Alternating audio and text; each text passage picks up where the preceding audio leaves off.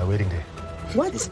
You know, I'm a grown man. You know, I make my own decisions. I do things the way I want to do them. I'm getting married. What? It's really sad. She doesn't know what she's getting herself into. She can turn around? Sure. Beauty doesn't mean the woman is a good woman. What is one thing you are not willing to compromise or to change about you? I can always reduce going out, but saying that I will never go out.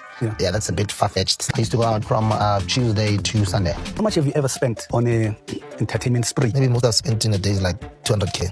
I have trust issues. My personality trait is that of a fixer. Hey, what's this? Then I'll see you. You see? Okay.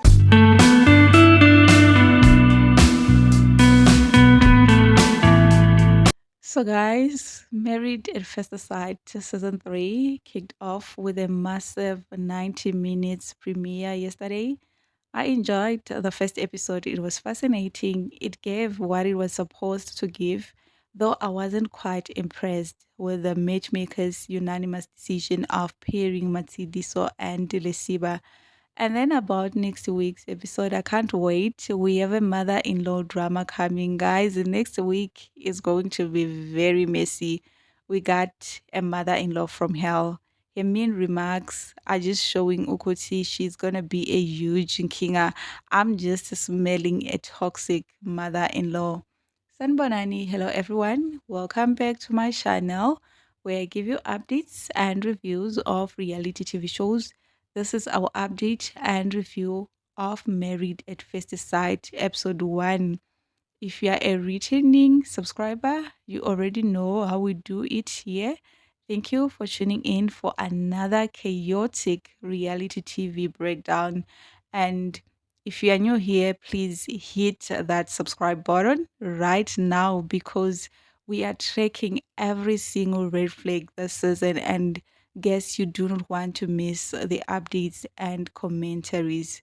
So the episode kicked off with introduction of the cast. We got introduced to Matsidiso, a 36-year-old marketing manager. She got a daughter.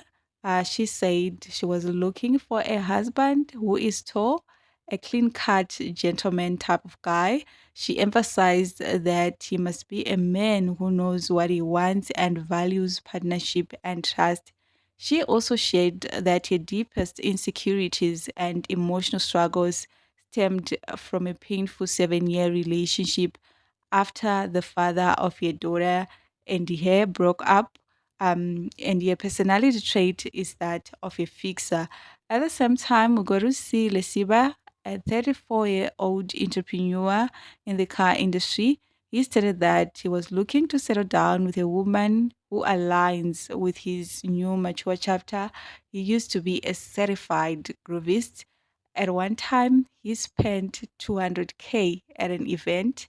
So, having left behind his king of lifestyle partying days, he said he's ready to embrace true husbandhood, and he promised to reduce going out. So the experts matched him with Matsidi. So, okay, so guys, let's talk about this match. I'm not happy about it. I thought the matchmakers did their homework, but to my surprise, they didn't. And at this point, it's actually clear. You could see the producers and experts intentionally pairs incomparable people just to spark high intensity drama and viral moments rather than true love.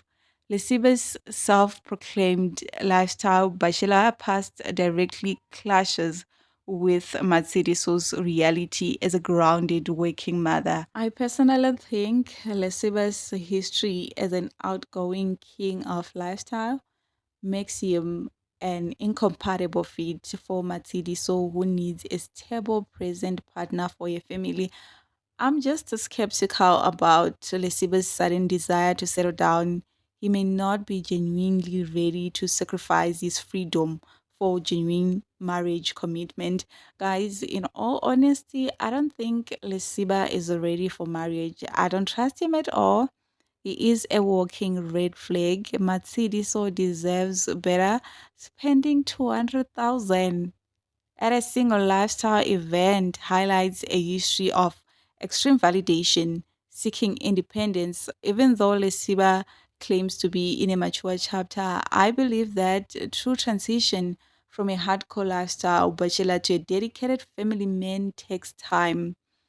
Matsereso carries deep emotional struggles from a past heartbreak and a sudden glimpse of Lesibe's old groovy habits like late nights or reckless spending could immediately trigger a fears of betrayal and instability. Then Matsereso, there is something that she said that caught my attention. She said her personality trait is that of a fixer, and here entering the marriage as a self-proclaimed fixer, I see it as a major red flag. Guys, Matsuriso and Resiba, they are not compatible. They can only be compatible under very, very, very strict conditions. Their compatibility relies entirely on whether Resiba's transition is genuine and whether Matsuriso can step back from trying to manage him. The experts did a questionable job. If the sole goal of MAFS was to create a harmonious drama free relationship, this match is a failure. Moving on with the introduction of the cast, we also got introduced to Nompumelelo, a 24-year-old entrepreneur, hairdresser, and makeup artist. Nompumelelo lost her parents in a tragic accident when she was 3 years old. She described herself as somebody who is a risk taker, funny, bubbly, and motherly. She said what she was looking for in a spouse is somebody who is kind and respectful, a partner who shares her future dreams and ambitions and believes in some form of higher being. At the same time, we got to see Shulani, a 27-year-old retail manager and a part-time student at UNISA. He's the youngest of 10 children from a polygamous family. He still acknowledges his ancestors, though Yena is a born again Christian. He goes to church, he's a believer. He said he was looking for a partner who brings financial stability, someone who ain't a party animal but kind and sympathetic. Fulani also shared that he is a sapiosexual. He is drawn to emotional stability and also emotional intelligence. He also revealed that he think about having an orphanage because he do have a soft spot for people who have to live without their parents. The experts matched him with Nompumelelo. What a perfect match. The experts did an exceptional job matching Nompumelelo and Lulani. They aligned their core values, shared life missions, and deep emotional wounds to create an incredibly compatible partnership. Nompumelelo grew up as an orphan after losing both of her parents in a tragic accident when she was just 3 years old. Shulani's dream of building an orphanage directly meets her history, turning his empathy for parental loss into a shared life mission. Nompumelelo explicitly entered the show looking for an ambitious partner who shared her exact vision for the future. Shulani's specific philanthropic goals show that their future milestones naturally align beyond superficial attraction. I'm rooting for them. They make so much sense.